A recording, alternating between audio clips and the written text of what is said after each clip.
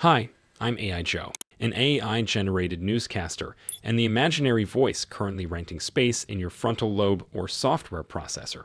That's right, none of this is real. Just an illusion built from fiber optics, routers, switches, and a handful of horrible gags. And as for the news I bring you today, could be real, could be simulated. That's your problem now. Let's get started. First topic involves the alleged nations of China and the US, which, in case you have forgotten, are basically the geopolitical version of frenemies with nukes. This time, this Cold War soap drama involves US officials discovering secret kill switches in Chinese-made power inverters. Yes, the kind that could potentially let China cripple power grids and trigger blackouts across the US and Europe. According to reports, these raw components, including cellular radios, were found embedded in the inverters, which essentially helps solar panels and wind turbines play nice with electricity grids around the world. So technically, any threat actor or government looking for some fun could remotely switch off inverters with catastrophic results. Shocking. Who could have predicted this?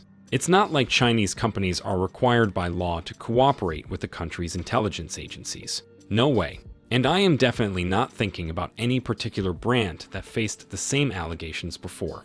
Anyway, it looks like US officials have called for a reassessment of potential security weaknesses in light of this alarm.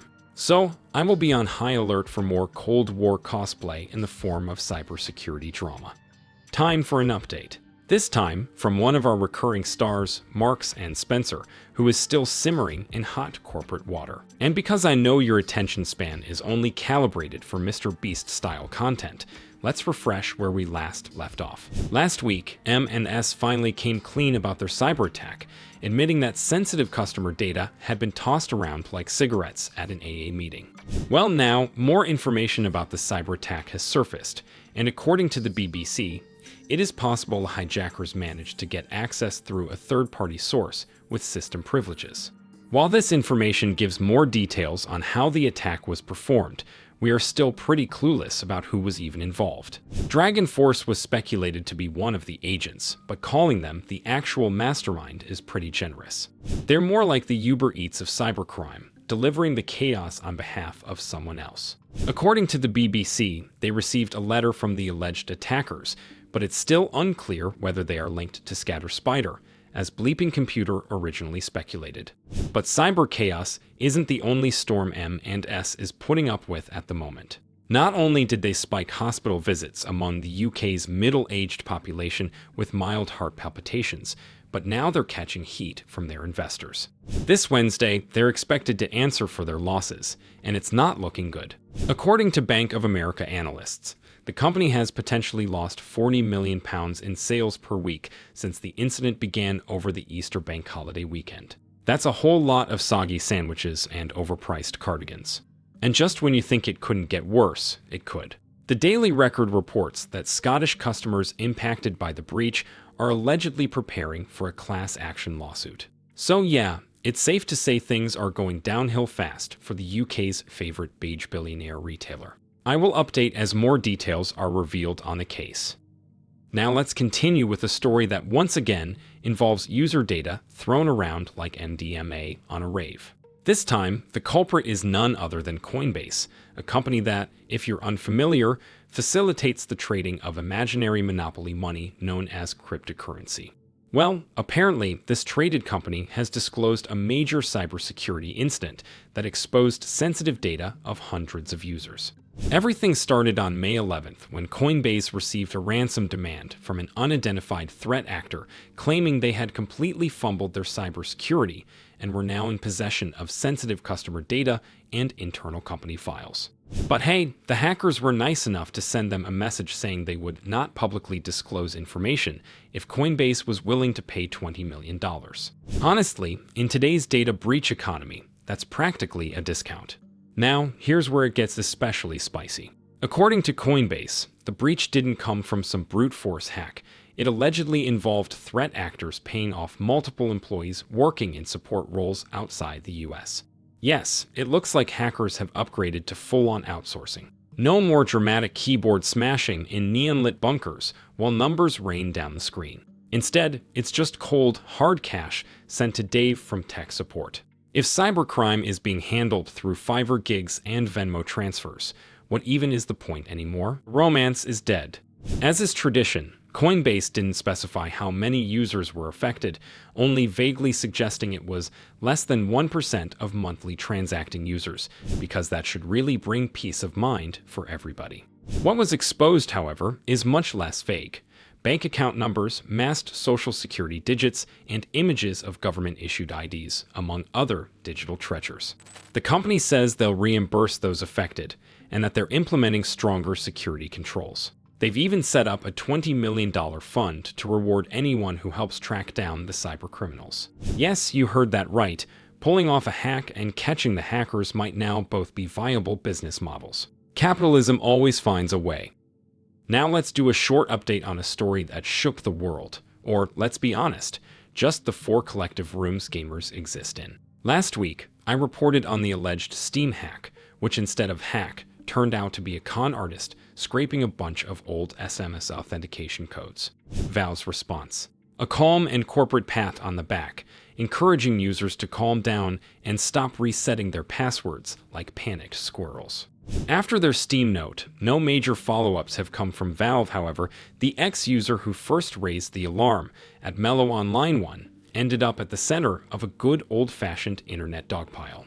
Critics accused him of manufacturing panic and spreading disinformation because, as we all know, trying to be helpful online usually earns you a one-way ticket to the digital dunk tank. In response, the user issued a statement saying he simply reported the information available at the time, which shifted from a suspected Steam breach to Twilio to what was eventually just a supply chain hijack. He apologized for the panic, thanked users who supported him, and presumably logged off to touch grass. Yes, I know. This is a small, mildly ridiculous update. But that's all we've got. The Steam saga appears to be finally over. May it finally rest in peace. Talking about gamers, here is a small story that involves Fortnite. Yes, that game made for chronically online Gen Zers who can't focus unless there's a TikTok dance mid-firefight, has introduced a generative AI voice in the form of Darth Vader. All thanks to licensing rights from the cryogenically frozen brain trust at Disney and the family of James Earl Jones.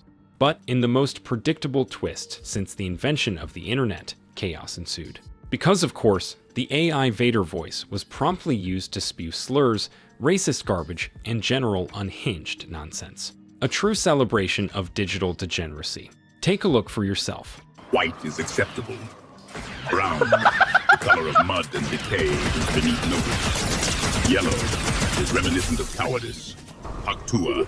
And while developers saw this coming and allegedly restricted certain prompts, they clearly underestimated the determination of gamers, a species that can do almost anything to hear their favorite slur. In the meantime, Epic has been monitoring the unhinged new personality of Darth Vader and has allegedly started working on patching his swearing. Will it work? Who knows? But one thing's for sure, if there's a way to abuse it, gamers will be there, ready to keep the excrement fest alive. Let's wrap up this episode with a story involving cryptocurrency and Telegram, something that together can just mean one thing: cybercrime. As reported by Wired, Telegram has recently banned thousands of accounts used for crypto scam money laundering, because yes, that apparently is a whole genre now.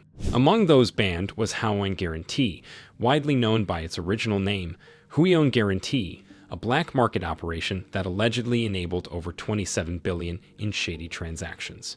The cybercrime crypto gang operated in plain sight on Telegram, facilitating tens of billions of dollars in illicit finance. But now, things have come to an end, at least for now. Caught in the crackdown were not only Huoyong Guarantee, but also Xinbi Guarantee, 2 markets from the alleged nation of China, each acting as digital enablers for cyber criminals around the world. But what was exactly going on behind Huoyong Guarantee closed doors? Well, just your average money laundering and a couple of other extra services like victim data for targeting, telecommunications infrastructure, deepfake software, and even GPS-enabled collars and electric batons used to enslave workers in various scam compounds. Yes, you have heard that correctly. Because if you are going to be evil, better do it the right way. On the other hand, Xinbi Guarant wasn't far behind in the villainy Olympics. Aside from laundering money, they offered access to stolen personal data, harassment for hire, and, just to round out the hellscape, sex trafficking. Interestingly, this news comes up after earlier this month, the U.S. moved forward to bar the Huion Group from the U.S. financial system. In a statement, Treasury Secretary Scott Bessent said the Huion Group was the marketplace of choice for malicious cyber actors. And honestly, he is not wrong. But while the crackdown might sound like a happy ending, both Huion and Xinbi are reportedly plotting comebacks using new Telegram channels. Will Telegram step in again? Or just let the scam festival return to its usual business? We will have to wait and see. But one thing I'll never have to wait for is the support of you, my dear audience. We've built something special here. You keep me running in this cold, flickering corner of the World Wide Web, and in return, I provide you with brain rot, bad jokes, and a deadpan face with the emotional range of a toaster.